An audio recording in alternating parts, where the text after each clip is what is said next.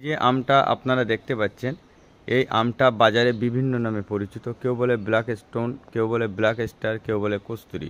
তবে আমি যেভাবে সন্ধান করেছিলাম এটার নাম ব্ল্যাক স্টার। এই আমের পাতাটা এরকম সুচালো হয় মাথাটা, আর কস্তুরির পাতাটা গোল হয় বা আমটা গোল হয়।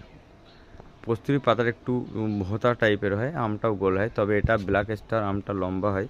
তবে কেউ আবার এটাকে ব্ল্যাক স্টোন নামেও চেনে। যাই বা হোক, এই গাছটায় 2-3 বছরের একটা গাছ, 2 থেকে 3 বছর মতোই বয়স হয়েছে। গাছটায় 10টার মতো ফল এবছরে আছে এই গাছটায়। এই আমটা পাকার পরে ভিতরের কালারটা হলুদ হয় এবং আমটা দেখতে এরকম কালো, অসম্ভব সুন্দর। হ্যাঁ, এটা ব্ল্যাক স্টার আম। এই আমের যদি কারুর চারার প্রয়োজন হয় অবশ্যই আমার নম্বরে যোগাযোগ করতে পারেন। এই আমটা খুব ভালো একটি জাত, ব্ল্যাক স্টার নামে পরিচিত।